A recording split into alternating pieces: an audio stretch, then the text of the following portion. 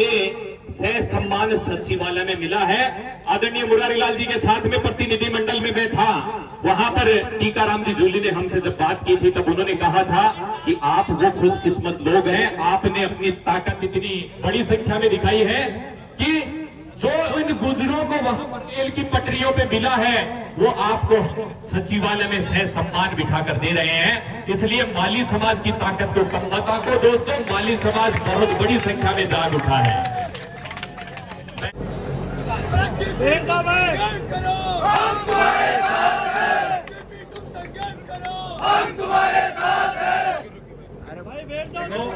सरपंच जी, पहले तो आपसे क्षमा प्रार्थी करना, वो क्षमा प्रार्थी इसलिए है कि ज्यादा देर बैठा नहीं जा सकता मैं, क्योंकि अभी 4 दिन पहले ही ऑपरेशन हुआ था। मैंने आयोजक कमेटी के जो हमारे बड़े भाई हैं, अध्यक्ष हैं, उनसे भी रिक्वेस्ट किया कि मैं ज्यादा देर बैठ नहीं पाऊंगा। शांति शांति, लेकिन उन्होंने कहा कि बैठे रहो, तो मैंने कहा ठीक है। इसलिए सबसे पहले तो प्रार्थी हूँ। सुनो भाई, सुनो सुनो, हमारा स्वागत है, स्वागत है।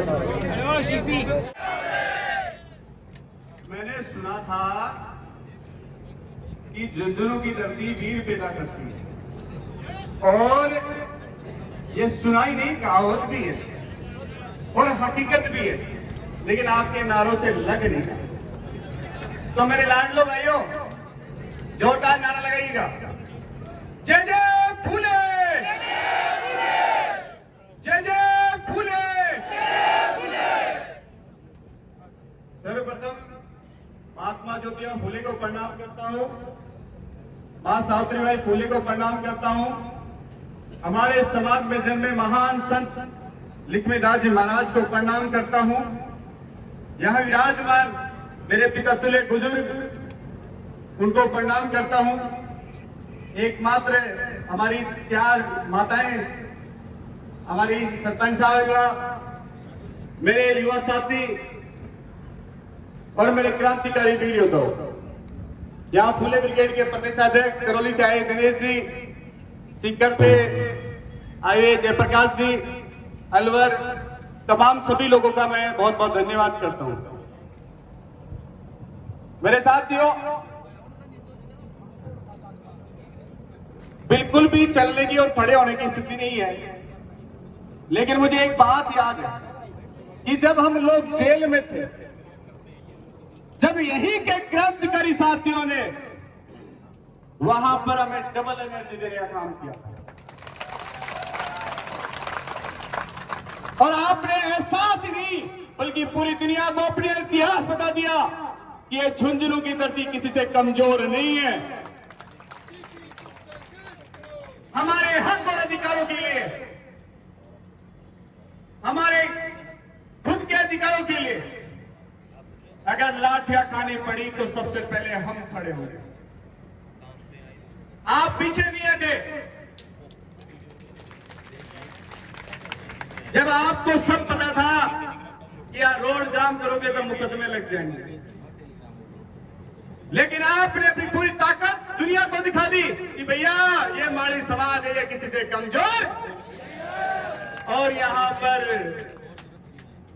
25 भाइयों पे मुकदमे दर्ज कर लिए। मैंने वो चेहरा तो नहीं देखा, लेकिन मैं एक बार हाथ ऊपर खड़े करते वो 25 युवा साथी, 27 लोग एक बार ऊपर हाथ खड़े करें। बहुत बहुत धन्यवाद। आपको देखकर मुझे बड़ी खुशी हुई है। अब साथ ये लड़ाई रुकने वाली नहीं है। आप सोच रहे होंगे ये लड़ाई रुक गई है, अरे लड़ाई तो शुरुआत हुई, अभी तो जेल में चालू हुए जाना। जब हम जेल से निकल रहे थे तो जेलर ने कहा, सुप्रीटेंडेंट ने कहा कि सीपी भाई दोबारा ऐसा कोई काम मत करना जो दोबारा आना पड़े। मैंने कहा जेलर साहब ये तो जेल बहुत छोटी है आपकी। उन्होंने पूछा ऐसे क्यों भाई? मैंने कहा कि जेल तो बहुत ही छोटी है, इसमें तो 20,000 ज्यादा लोग आते ही नहीं है। बोले यार आप समझ नहीं पाए, ऐसा क्यों बोल रहे हो? मैंने कहा 1.5 करोड़ लोग आ रहे हैं पीछे पीछे।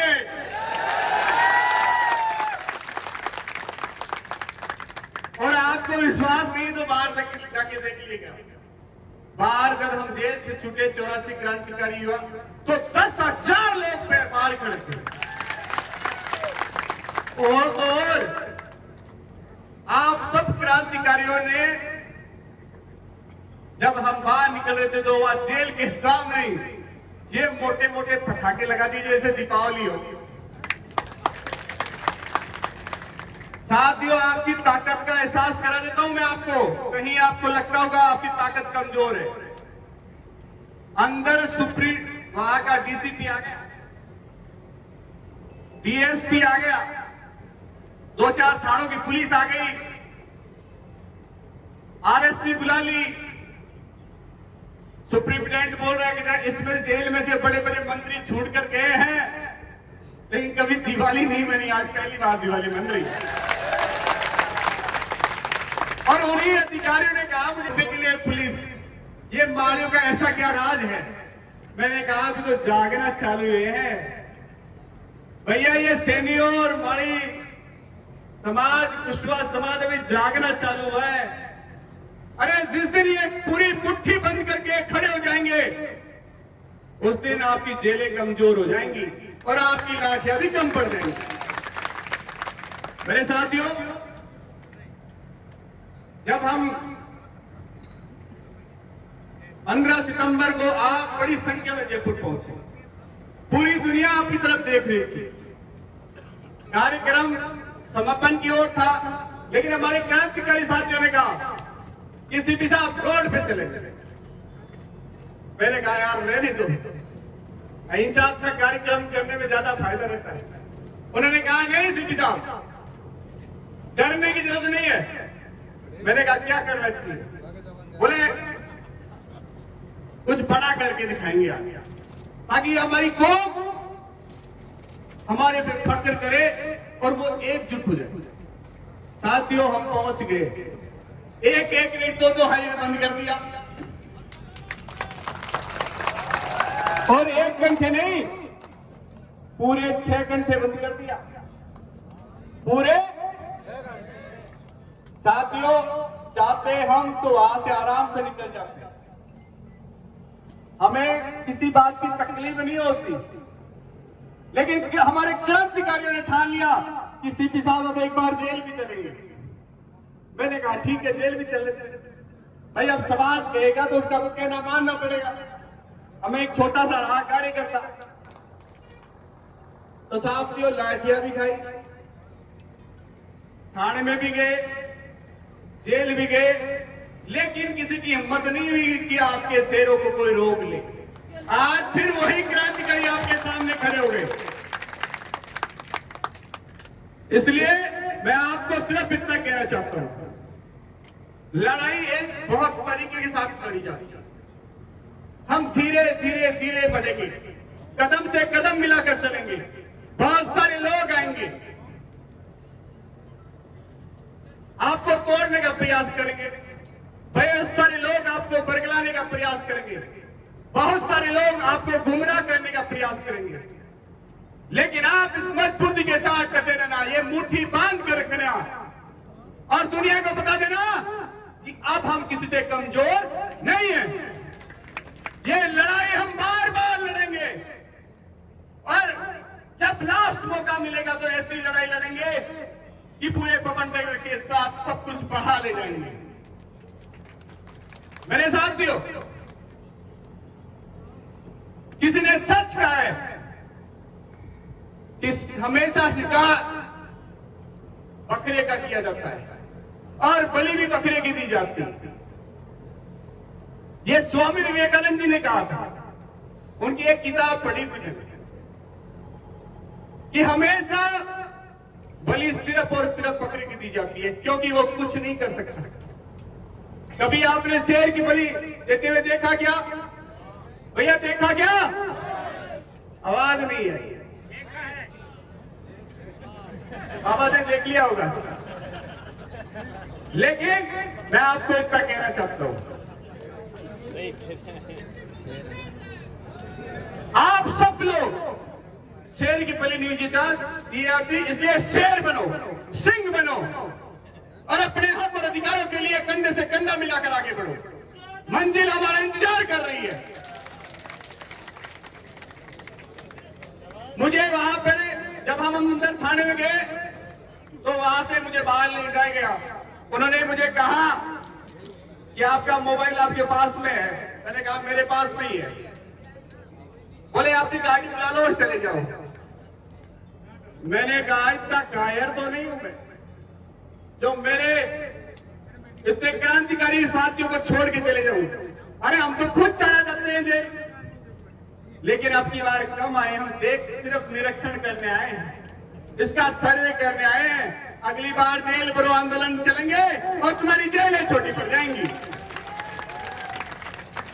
बहुत सारे क्रांतिकारी साथी हैं हमारे, 84 क्रांतिकारी हैं, उनसे पूछना वहां क्या आओ भुगत हो रही, क्या व्यवस्थाएं थी आपने। घर पे टाइम से चाय नहीं मिले, लेकिन बड़े जरूर चाय मिले। इसलिए आपने कहूं मैं घबरावा की टेंशन करवा की जरूरत कौन है। यो आपनो हक और अधिकारों की लड़ाई है, इन्हें अपना जीतो पड़सी और लगातार संघर्ष करते रहेंगे। यही हमारी जिंदगी है। और मेरे साथियों, मैं आपको इतना ही कहना चाहता हूं, बहुत सारे लोग कहेंगे हम एक नहीं है, बहुत सारे लोग बताएंगे हम एक नहीं है। अरे इतने लोग हैं, क्या एक नहीं है क्या भाई? हम एक है ना? और जोरदार नारा लगाइए, हमारी एकता। जोरदार आवाज लगाइए, हमारी एकता। हम हमारा हक मांगते, हम हमारा हक मांगते। बहुत सारे लोग अभी तक जागे नहीं हैं।